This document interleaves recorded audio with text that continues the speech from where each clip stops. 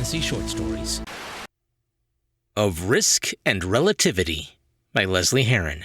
Chapter 2, You Better Not Be Dandelion. Well, this is, something.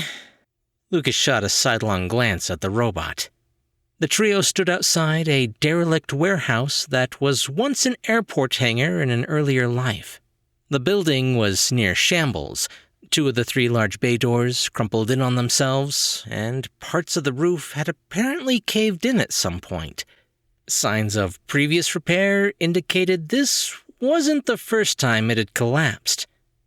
The robot didn't respond with words, but instead approached a human-sized door with tiny fingers outstretched.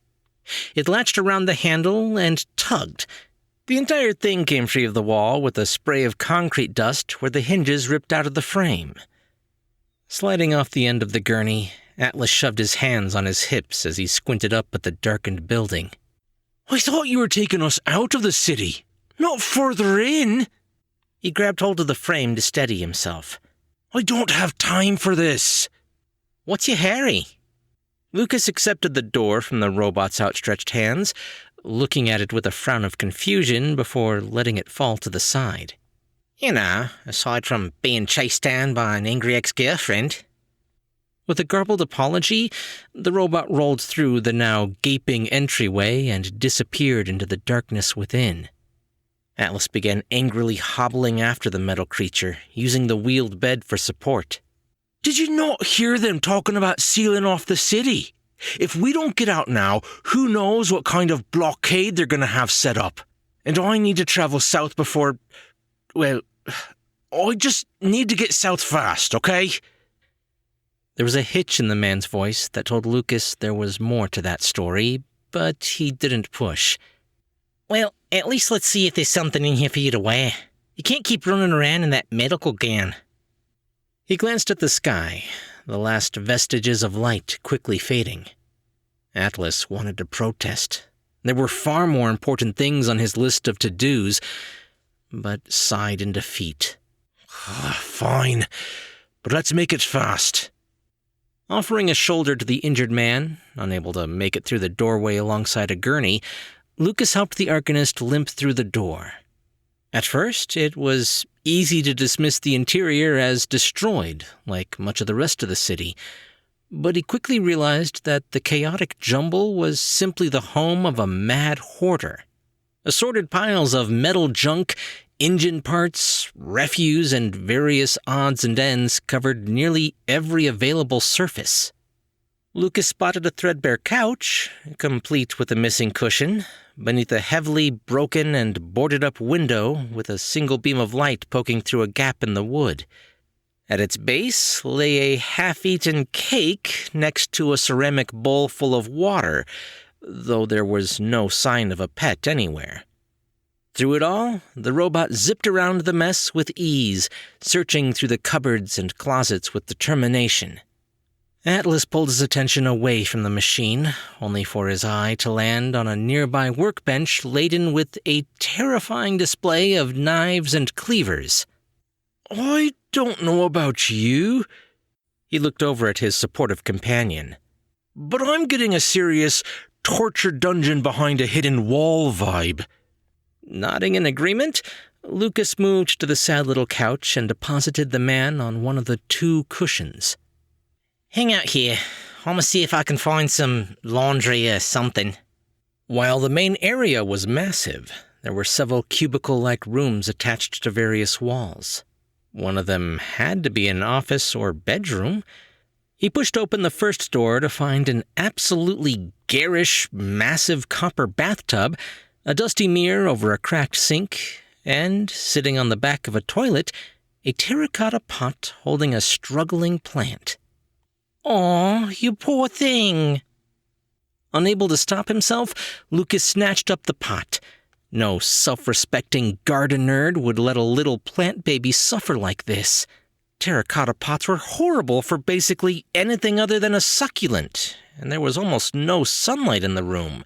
No wonder it was half dead. He moved back to the main area, looking around.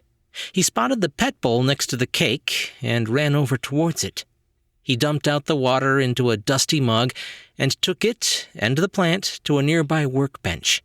After a moment of fussing, drilling, and complaining, he had successfully repotted the sad little shoot. Atlas made a strangled noise from the couch. Seriously? He offered the Arcanist a grimaced apology as Lucas dumped the water from the dusty mug into the soil. I know. He placed the plant in the beam of light poking through the boarded-up window. I'm sorry, but I can't help it. He returned to his task of hunting for clothes as his face grew warm. He had practically grown up in a greenhouse. It was such a compulsion that walking down the street he had to fight himself not to steal dying plants off of other people's porches. He usually resisted. 2 of the last 3 rooms only contained rolls of blueprints or abandoned projects, but the 3rd door revealed a converted bedroom, and Lucas smiled to himself as he stepped inside. It was sparse in decoration and somewhat disheveled, but clean enough for him to approach the large dresser with ease. He began rummaging through the drawers, pulling out several items that might fit the man, but the owner of these clothes had a larger frame than Atlas. Even with the depressing lack of color, these would work. As he turned to look for shoes, his gaze landed on a large fissure running through the wall nearest the bed. On that wall were hundreds of tally marks, each one etched deep into the concrete. Lucas felt an odd sense of kindred remorse as he ran his fingers across them. You and me both. A flash of red caught his attention, and he turned towards a thin, slatted wooden door, cracked open just enough to reveal a shallow closet. Several nicer button-up shirts and a few coats rested on hangers, and a pair of heavy work boots sat beneath. Returning with his haul, he found the robot helping Atlas onto a pair of hastily cobbled-together crutches. The back of the gown was tied, but it still offered him an unfortunate view of the full moon. Lucas sighed and held up the pile. Yeah, it ain't tracky decks, but it should do a better job of keeping you covered than what you're wearing. Atlas hobbled around in a circle to face him. The crutches, though slipshod, supported his weight nicely. He pulled a face as he spotted the coat. Red? Do I look like a diva? A little, yeah. With a grumble, Atlas snatched the coat and awkwardly put it on, moving his crutches from one side to the other. I'm going to be traveling in the woods. Red isn't exactly great for hiding. Frowning, Lucas looked him up and down. It brought up a memory of a similar coat, and he felt suddenly sad. Nah, you're right. Give it here, and I'll find you something else. But try on the other clothes. Taking back the jacket, Lucas turned towards the bedroom, but found his path blocked by the robot. It was holding out a worn cardboard box towards him, nodding at it emphatically. He took the box and peered at the contents within. Inside sat an assortment of small, gray bricks. He stuck his hand in and rummaged around for a moment before he grabbed hold of one and pulled it out. Lucas held it up to the light, offering it a confused look as he turned it over in his hands. On the top, or maybe it was the side, was a label with the words, "For Game Night," hastily scribbled on it. He frowned as he looked back at the robot. These look like old 8-track cassettes. He spun it again, looking at all the sides and reading the tag once more. Or maybe a video game? Atlas began tugging a boot onto his good foot. Who cares? The rusted bucket is obviously crazy. Why else would we be spelunking in the house of a serial killer that stockpiles garbage? We need to get moving. Unit 2 reached up and opened a panel on his side and turned, pointing at it with another garbled mess of words. Stroking his chin, Lucas moved around the robot and peered into the opening. Oh, I get it.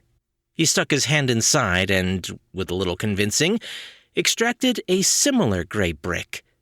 This one was cracked, with wires and spools of something spilling out from between. These must be his voice box modules? He took the undamaged one, turned it correctly, and pressed it into the port with a click. That's right! The voice that emerged from the machine was absolutely thunderous. It boomed out with a resonance that shook the foundation beneath their feet. Atlas had his hands pressed against his ears, shouting out in pain as he was nearly toppled to his knees. We would have also taken the answer personality protocols. Gary, tell the man what he's won. Oi, you three! This is a restricted area! Atlas spun at the voice, his hand still pressed over his ears, to see a woman dressed in a crimson uniform holding a rifle in one hand and a yellowed paper in the other. She glanced around the trio, stopping at him. She looked down at the page, then their eyes met once more. You! The Prime Minister has been looking— A new contestant has arrived! Lucas recoiled at the boisterous voice, his eye twitching from the volume, and one hand instinctively reached up behind his horn. He stumbled back, realizing the rumbling he felt beneath his feet was not from the robot's over-the-top game show voice, but from the warehouse itself starting to collapse around them. Uh-oh, Master Atticus, you know what that sound means? A large part of the roof fell, crushing the couch beneath it as one of the walls gave a terrifying moan. It's time for sudden death. The robot snatched them both up in its coiled arms and charged straight for the open doorway, causing the woman to leap out of the way in alarm. Chunks of concrete showered them like hail as the protesting wall finally buckled and the entire roof came crashing down behind them. Unit 2 dumped them unceremoniously on the ground, hacking and coughing in the cloud of dust as he zoomed back towards the fallen structure. He returned moments later holding an unconscious, but still breathing, woman. Lucas climbed to his feet, heart still pounding and fingers still wrapped tight against the sides of the cardboard box. Did that just happen? Behind him, he heard an irritated scoff, and he slowly turned to see Atlas looking at the crumpled paper still held in the woman's grip. They always get my nose wrong, Atlas wailed as he snatched the sheet and held it up to his own face. It was a poorly drawn picture of him. The hat was all wrong, his hair was not that short, and his eye patch was missing, but the likeness was obvious. Who's ready for round 2? That's enough out of you. Lucas reached over into the still open compartment and wrenched out the voice module. He tossed it back into the box with the others and raised an eyebrow at the robot. Let's just play the silent game for now. Right.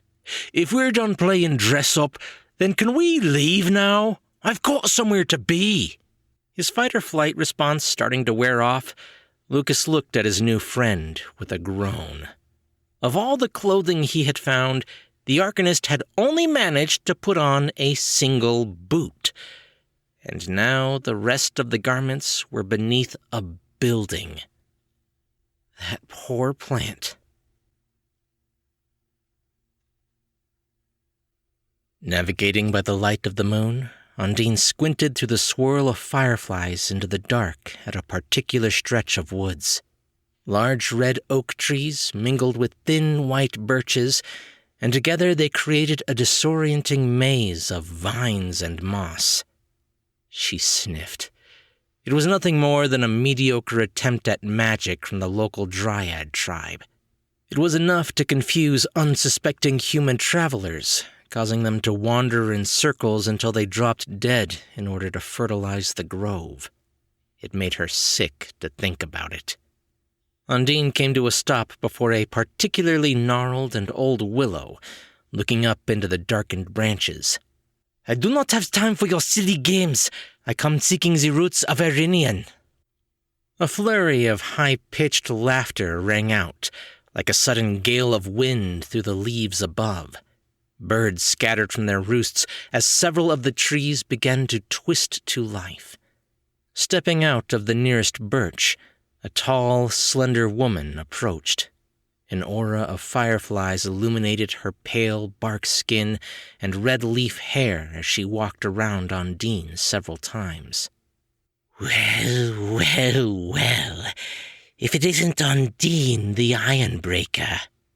Birch presented the other dryad with a mockery of a bow before turning towards the other trees, beckoning them with a curled finger. Come, friends. Come and say hello to Her Highness. Undine winced at the poisoned barb, but kept it from showing on her face. She forced her lips into a pained smile as 4 more dryads stepped forward, each one wearing a wreath of fireflies in their hair.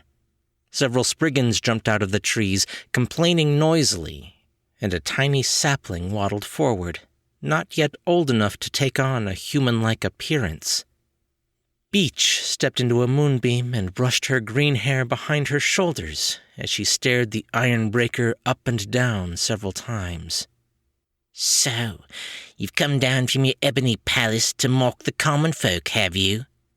She looked around. Why sully yourself with the likes of us? You can use any door to travel back to the Amber Hollow. That wasn't true, Undine thought to herself. While she may be a dryad, only those of careful and selective breeding could wield magic. A full-blooded royal could destroy this grove with merely a thought, or infest their cloaking trees with any number of parasitic vines. These women would not dare to speak to an aristocrat with the same condescension, despite their lack of love for one another. But as a bastard, Undine was no more liked by her own blood relatives than she was by these backwater yokels. She broke her forced smile, opening her mouth to respond, but it was cut off by the booming laughter of a third dryad. Oak lumbered out from the shadows, nearly 10 feet tall and too terrifying to be encircled by fireflies. Bastard offshoots of that stuck-up Princess Calliope cannot use the gift. She clicked her tongue at the Ironbreaker. She has no more magic in her body than a river stone does. She let out another thunderous cackle of laughter. How is your mother? It took every ounce of Undine's practiced restraint to keep her fingers clenched tight around the handle of her sword and not around the dryad's neck. Her mother had a reputation. Speak her name again, you inbred bramblepatch, and I will show you what a bastard of the royal line can do. Birch let out a shrill laugh. Careful, Oak. She serves the possessed elven king. She might tattle on us and send soldiers to chop us down. She wiggled her fingers out in front of her like she was telling a spooky story. The leather handle creaked beneath her fingers as Undine grit her teeth. Enough. The world hangs in the balance, and you make jokes. She looked from Fur, one of the others lurking near the edge, then to Beech and Oak. Give me access to Arinian's root door, as you are sworn to do. She turned her gaze on Birch. Rivaria has returned. The laughter, shrill and haunting, died at that name. And from the old willow, a crooked woman unfurled herself from the branches. She moved slowly towards the others, her long, white, wispy hair trailing on the ground behind her. She stopped before the Ironbreaker, her gaze lifting, though she could barely see through those old, blind eyes. Are you certain? Undine knew that name would garner a reaction. She looked down at Willow and nodded. Yes, I have seen the goddess of the night with my own eyes. She turned her attention to the others. I must warn the Wild Queen that Rivaria is back and will soon set her sights on her once home. Willow turned her milky eyes on the others, waiting for some semblance of a rush to comply, but the other dryads remained stock still. For the love of Theara, get the ritual going. Standing there like useless lumps of timber won't help anyone. She wailed as she threw her hands in the air. The others darted off, leaving Willow and Undine alone. The old woman took the Ironbreaker's hand and led her through a space between two ash trees, their branches intertwined into a living archway held together by carefully woven spider silk. As her feet reached the far side, the disorienting spell of the Dryad Woods pulled back, revealing the small village hidden within. Flickering lanterns filled to the brim with buzzing fireflies lit the way, guiding the two of them along a stone path. Through thickets of nettles and flowering brambles, the old Dryad pulled to a stop before an absolutely ancient tree. It stretched upward into the night, reaching on and on, the leaves of the boughs hidden from sight in the darkness. It was only through the magic of the tree itself that it was not visible from outside the grove. As titanic as it was, Erinian was merely a child of Acrosia, the tree whose roots held the entire world together. In truth, all trees were part of the massive organism, but only a select few grew as true offshoots. And with the right spell, any dryad could travel between them. Willow stopped at the base of the ginormous tree and remained motionless for several moments as the other women began placing bowls of herbs, crystals, and jars of honey in a circle. She patted the Ironbreaker's forearm as she looked up. I knew your mother. She came here once, a long, long time ago.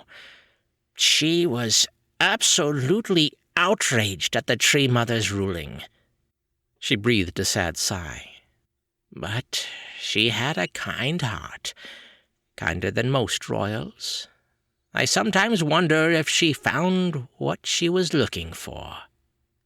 Undine followed the old woman's gaze as she looked up into the darkened heart of Erinian, and her grip on her sword finally relaxed. But a tightness clamped down around her lungs, making it difficult for her to catch her breath. Hearing about her mother always set her nerves on edge. It didn't matter who spoke to her of Calliope. It was always the same honeyed, perfect image of a woman she knew nothing of. She shook the thoughts of her mother from her mind. She couldn't afford the ponderous what-ifs over someone who was never in her life. Undine had a sacred duty to fulfill, to return to the enshrined wilds, to resume her role as the servant of the Wild Queen, and be present at a reunion she was not looking forward to. Struggling to catch his breath, Lucas reached out for the nearest tree to steady himself, lest he collapse into the nearby thorn bushes. The night air outside the city was thick with the damp musk of forest, and he coughed, choking on the woodsy scent. I've never... He stopped, straightening out his back to slow his breathing. I never ran for so long before. Run? Atlas made a noise of disapproval as he and the robot rolled to a stop. He was currently hanging onto it from behind, his arms wrapped tightly around its bowling ball head. We were barely moving at a slow jog. He slid off the machine's impressive back. I told you we should have left him behind. Hey! Lucas shot the man a dirty look. It's a nice way to say thank you. What's your problem? My problem? Atlas whirled around, nearly losing his balance on his untested leg. Your side trip into that trash heap nearly cost us the ability to make it out of the city. Time is not something I have a great abundance of right now, and you wasted more than your share of it. I'm just trying to be friendly here. The last person who acted like my friend put me in that damned hospital. That friend hunted me through the woods and then left my actual... He caught himself, clamping his mouth tight around those words to keep them from spilling out. He snatched up the copper crutches and slid them under his arms. Nah, I'm done with friends. He turned his back on the Dryad. Thank you for the assist, but I'm better off alone. Wait! Lucas latched onto the Arcanist's shoulder, halting his attempts to flee. You might be better off, but I ain't. He took a deep breath, his brows furrowing. I have no idea where I am or what's going on, and I'm just trying to keep from sparkling, okay? I could use a friend. He lowered his hand with a sigh. Nobody's better off alone. Trust me, it's... He swallowed back the quiver in his voice. It's harder than you think. Atlas hesitated, wavering on the spot. He knew that look. Quiet desperation, barely concealed by a mask of optimism. That was a face he saw in the mirror often enough. After a long moment, the tightness in his chest relaxed, and he sighed. Fine.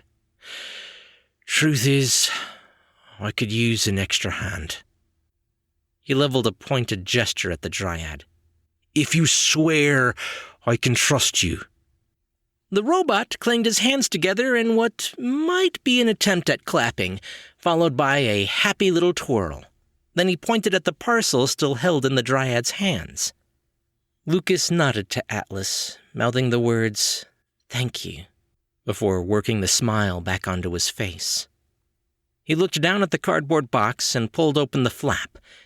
It was then he realized why it felt so light. Uh-oh. I don't like that phrase. What do you mean, uh-oh? Atlas leaned over to see the issue. Only a fraction of the cartridges remained. The rest had fallen through a large hole chewed through the side by mice long ago. Oh, no. Flipping through the few remaining modules, Lucas decided none of the labels sounded safe and moved them into his knapsack. He then patted the machine on one of its tiny arms. Maybe it's best we play with these when we're a bit farther from danger. His smile became a bit more genuine as the robot nodded. Atlas sighed. There was no point keeping it hidden.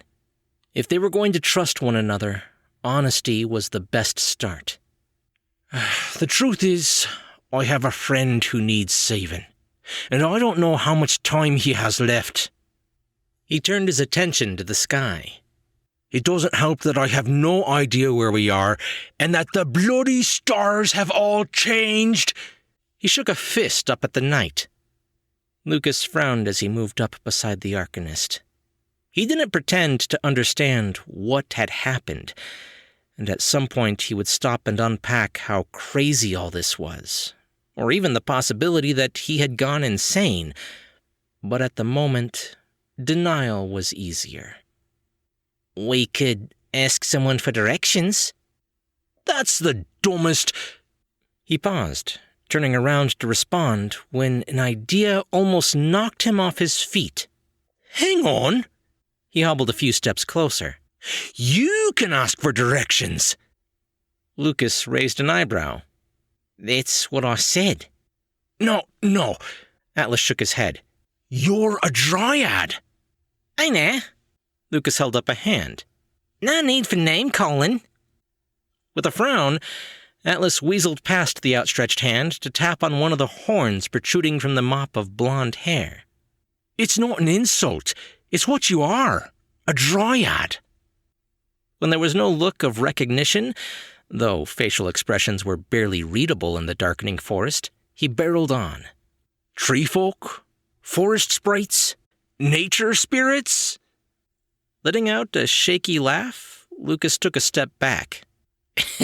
I don't think so, mate. I've never been called any of those names. Just freak. Listen, sure, male Dryads are a rare commodity around these parts. Or any parts, really. But I know one when I see one. And you're at least half-ish. Atlas hobbled back a step and pointed towards a cluster of weeds on the ground.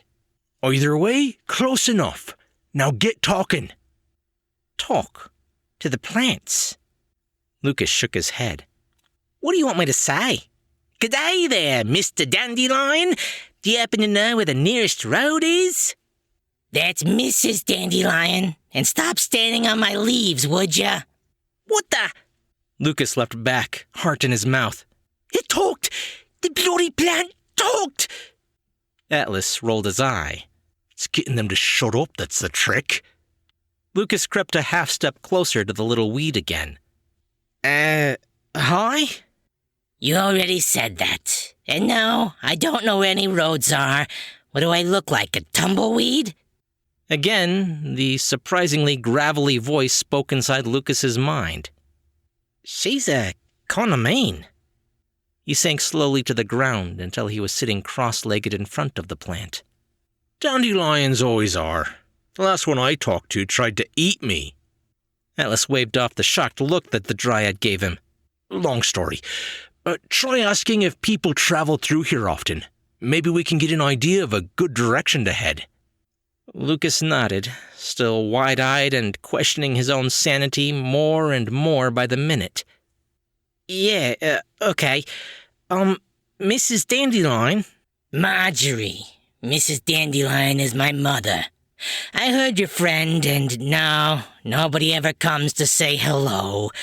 Unless you count Petunia pollinating every bulb in a square mile, little hussy.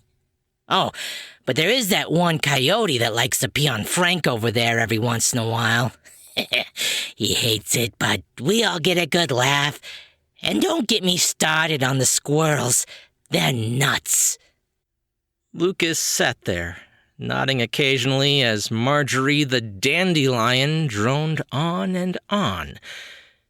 His hand moved to cover his open mouth, unable to contain his shock and awe.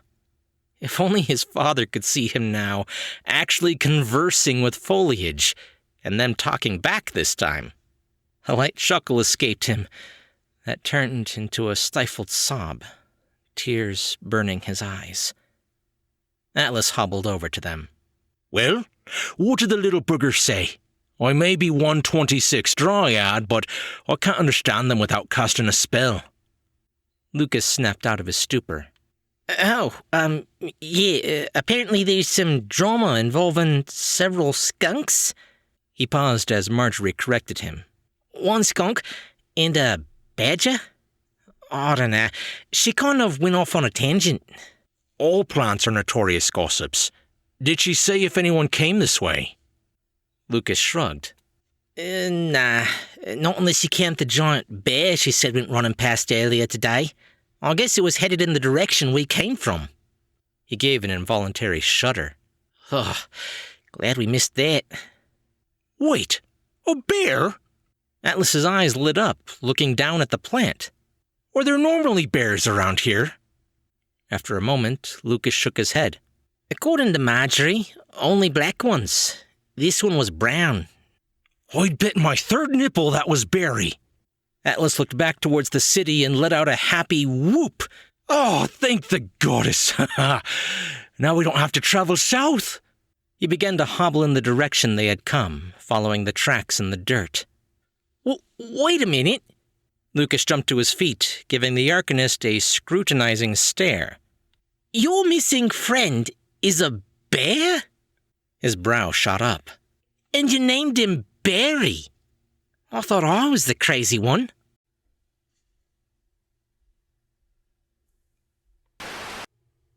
You've been listening to Of Risk and Relativity by Lesley Herron, Book 5 in the series here on Tall Tale TV.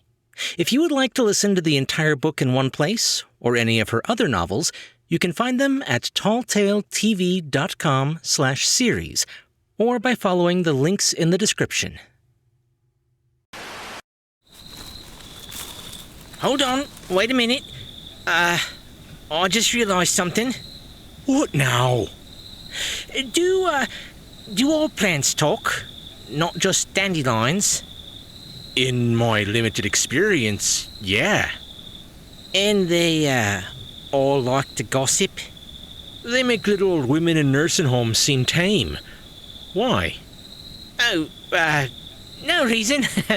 Let's get going. No, what's the matter? You look a little ill. It's just, well, I think I have a few plants back home I need to get rid of. What, like poison ivy in the backyard or something? No, house plants in my bedroom. Oh, yeah, those gotta go. I would suggest burning them with fire. Only way to be sure.